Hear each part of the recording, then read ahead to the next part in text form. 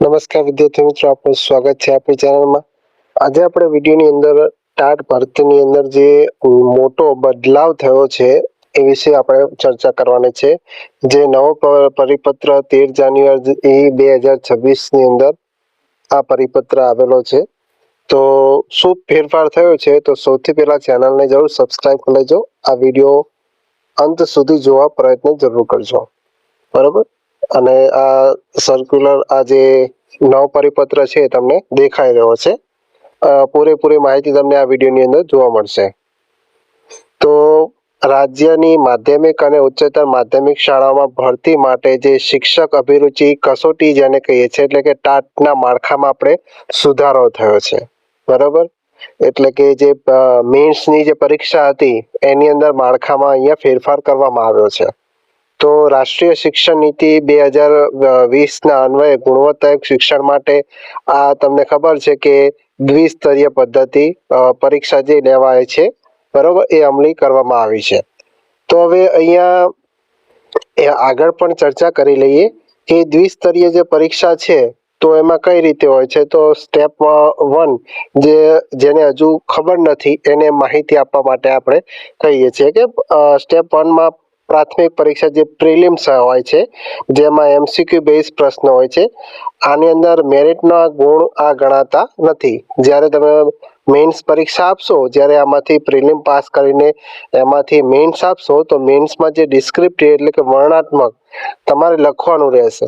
તો એ વર્ણનાત્મકના જેટલા પણ માર્ક્સ આવશે એ ગુણ મેરિટ પ્રમાણે તમને ગણવામાં આવશે, બરાબર।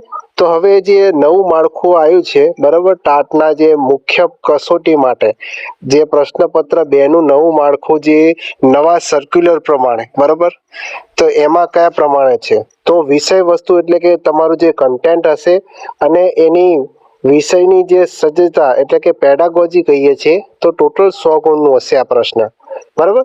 આ જે પ્રશ્નપત્ર 2 છે તમે જે પણ વિષયમાં હોય, બરાબર, તો એ વિષય પ્રમાણે તમારે રહેશે। તો એમાં પ્રશ્ન 1 હશે તો એમાં મુદ્દાસર જવાબ, જેમાં મોટા પ્રશ્નો હશે, લોંગ આન્સર, જેમાં 7 પ્રશ્ન પૂછાશે અને દરેકના 5 ગુણ હશે। તો એટલે કે ટોટલ 35 ગુણ થશે। તો 35 ગુણ છે તો આ જે લાંબા જવાબ છે તો 150 થી 180 શબ્દોની અંદર તમારે લખવાનું થશે, બરાબર। આ તો આપણે માહિતી આપીએ છીએ। બીજું છે માગ્યા પ્રમાણે જવાબ, એટલે કે મીડિયમ આન્સર હશે તમારે, એની અંદર પણ 7 પ્રશ્નો હશે, દરેકના 4 ગુણ અને ટોટલ 28 ગુણ હશે। ત્રીજો જે પ્રશ્ન હશે એની અંદર 1-2 વાક્યની અંદર એટલે કે શોર્ટ આન્સર જવાબ તમારે આપવાના હશે। 11 પ્રશ્નો હશે ફરજિયાત અને દરેકના 2 ગુણ હશે, એટલે ટોટલ 22 ગુણ થશે। અને હેતુલક્ષી પ્રશ્નો તમને ઓબ્જેક્ટિવ અથવા એમસીક્યુ પ્રકારના જોવા મળશે, જેની અંદર તમને ખાલી જગ્યા, જોડકા, ખરા ખોટા પણ તેની અંદર આવી શકે છે। તો એના ટોટલ 15 ગુણ હશે। એમ મળીને કુલ ગુણ 100 તમને જોવા મળવાના છે, બરાબર। તો આના પરથી તમને શું ખબર પડે કે વર્ણનાત્મક વિભાગનું અહીંયા ભારણ વધી જાય છે, બરાબર। તમે સિમ્પલ જોશો તો કે મુદ્દાસર એટલે કે લોંગ આન્સર ના અહીંયા 35 ગુણ જોવા મળે છે। એની અંદર શબ્દ મર્યાદા 150 થી 180 શબ્દો હોય છે અને વિષય વસ્તુની ઊંડાણપૂર્વક સમજ અહીંયા જરૂરી છે। જ્યારે માગ્યા પ્રમાણે જવાબ આપણે કહીએ એટલે કે મીડિયમ આન્સર કહીએ તેના 28 ગુણ છે। એમાં પણ 100 થી 150 શબ્દો હોય છે અને ચોક્કસ અને મુદ્દાસર લખાણ તમારે લખવું જોઈએ છે। એટલે કે પેપર 2માં હવે તમારે ગોખણપટ્ટી કરવાની નથી, પરંતુ વિશ્લેષણ અહીંયા કામ લાગશે। તમે જેટલું સારું વિશ્લેષણ કરશો એટલા જેવા સારા જવાબ લખશો એ પ્રમાણે તમારે અહીંયા રહેવાનું છે। એટલે તમારે જો મેઇન્સ પાસ કરવી હોય તો તમારે લખવાની પ્રેક્ટિસ કરવી ચાલુ કરી દેવી પડશે, બરાબર। તો હવે અહીંયા આગળ વાત કરીએ કે ટૂંકા અને હેતુલક્ષી પ્રશ્નો। તો 1-2 વાક્યમાં જવાબ કહીએ તો એના 22 ગુણ છે, એમાં 11 પ્રશ્નો છે અને બધા કેવા હશે, ફરજિયાત એટલે કે કમ્પલસરી હશે, એટલે કે કોઈ વિકલ્પ તમને મળશે નહીં। દરેકના કેટલા હશે, 2 ગુણ હશે। હેતુલક્ષીની પ્રશ્નો એટલે કે એમસીક્યુ આધારિત જે પ્રશ્નો હશે એમાં 15 ગુણ હશે, એમાં ખાલી જગ્યા પણ હશે, ખાલી જગ્યા પૂરી કરો, જોડકા જોડો અને ખરા ખોટા એટલે સાચા ખોટાના એ પ્રમાણે પણ MCQ હેતુલક્ષી પ્રશ્નો તમને પૂછાઈ શકે છે. આ વિભાગમાં તમે પૂરા માર્ક્સ મેળવવાની તક મળી રહે છે, કેમ કે 1-2 માર્કના છે અને હેતુલક્ષી છે. એટલે તમે આમ જોવા જઈએ, જો તમને સારી તૈયારી હોય તો તમે 22 અને 15 કેટલા થશે, 37 જેવા ગુણ તમે આમાંથી આરામથી તમે મેળવી શકો છો. બરાબર. ત્યાર પછી આગળ વાત કરીએ તો મુખ્ય પરીક્ષામાં પ્રશ્નપત્ર 1 છે. બરાબર. પ્રશ્નપત્ર 1 હશે એ તમારી ભાષા ક્ષમતા હશે. તમારી ભાષા કઈ છે, ગુજરાતી, અંગ્રેજી, હિન્દી, એ ભાષા ક્ષમતા ઉપર પેપર રહેશે. જે ટોટલ કેટલા 100 ગુણનું હશે વર્ણનાત્મક. એમાં ગુજરાતી માધ્યમ માટે ગુજરાતી ભાષા હોય, હિન્દી માધ્યમ માટે હિન્દી ભાષા અને અંગ્રેજી માટે અંગ્રેજી ભાષા, જેની અંદર નિબંધ લેખન, પત્ર લેખન, ચર્ચા પત્ર અને વ્યાકરણ મુખ્યત્વે તમને જોવા મળશે. તો એની પણ તમારે પ્રેક્ટિસ કરવાની રહેશે. બરાબર.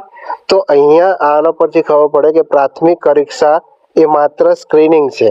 બરાબર. એમાં કેટલું છે કે 200 ગુણનું પેપર પૂછાય છે, MCQ બેઝ. સમય તમને 180 મિનિટ આપે છે, જેની અંદર વિભાગ 1 છે એ સામાન્ય અભ્યાસક્રમ એટલે કે બધા માટે ફરજિયાત હશે. 100 ગુણના પ્રશ્નો 100 ગુણ રહેશે. બરાબર. બધા માટે કોમન હશે. અને વિભાગ 2 ની અંદર તમે જે પણ વિષયમાં પ્રાવીણ્યતા પ્રાપ્ત કરેલી હોય એ પ્રમાણે તમે ખાસ વિષય જે હોય તમારો જે સબ્જેક્ટ, એમાં 100 ગુણના 100 પ્રશ્નો હશે. બરાબર. અને અહીંયા ટાટની અંદર તમને 0.25 નું નેગેટિવ માર્કિંગ અહીંયા તમને જોવા મળવાનું છે. તો તમારે ભૂલો ઓછી કરવાની છે. બરાબર. તો હવે તમને પરીક્ષાના માધ્યમ અંગે તમને સ્પષ્ટતા થઈ ગઈ કે હવે તમને ખબર છે કે પરીક્ષા કેવા 3 માધ્યમમાં યોજાશે, એટલે કે ગુજરાતીમાં, હિન્દીમાં અને અંગ્રેજીમાં. તો ઉમેદવારે જે માધ્યમમાં પરીક્ષા પાસ કરી હશે તે જ માધ્યમમાં તે શાળામાં શિક્ષક તરીકે નિમણૂક મેળવવા પાત્ર ગણાશે. હવે કોઈએ ગુજરાતી માધ્યમમાં જે પરીક્ષા પાસ કરી હોય તો ગુજરાતી માધ્યમની જે શાળા છે એમાં જ તેને જે શાળામાં છે જવા માટે એ માધ્યમની શાળા માટે તે લાયક ઠરશે. બરાબર. ત્યાર પછી ભરતીનો તમને સંભવિત ક્રમ આપણે કહીએ છીએ કે ભરતી તમને ખબર જ છે કે ટેટ 1 ની પહેલા ભરતી રહેશે 1 થી 5, પછી ટાટ હાયર સેકન્ડરી એટલે કે ધોરણ 11-12 અને ટાટ સેકન્ડરી એટલે કે ધોરણ 9-10 અને ચોથા સ્ટેપમાં ટેટ 2 એટલે કે 6 થી 8. આ શું છે, સંભવિત છે. આમાં થોડો ઘણો ફેરફાર થઈ શકે છે. આ અંદાજિત ક્રમ છે. તૈયારી તમારે આજથી જ શરૂ કરી દેવાની છે, જેને નથી કરી એના માટે. આ બદલાવ જે થયો છે એ તમારે શા માટે થયો છે કે તમને ખબર છે કે NEP 2020માં ગુણવત્તાયુક્ત શિક્ષણની વાત કરેલી છે કે રાષ્ટ્રીય શિક્ષણ નીતિ છે એમાં ગોખણ પટ્ટીને બદલે શું કીધું છે કે વિશ્લેષણાત્મક શક્તિ એટલે કે એનાલિટિકલ જે સ્કિલ છે અને શિક્ષણનું કૌશલ્ય છે એના પર ભાર મૂક્યો છે. મિશન સ્કૂલ ઓફ એક્સલન્સની અંતર્ગત ગુણવત્તાયુક્ત શિક્ષણને સુનિશ્ચિત કરવા માટે આ ફેરફાર અનિવાર્ય થઈ ગયો છે. બરાબર. A good teacher can change everything. એક સારા શિક્ષક ઘણું બધું ફેરફાર કરી શકે છે, ઘણો બધો ફેરફાર લાવી શકે છે, કોઈ પણ ફેરફાર કરી શકે છે.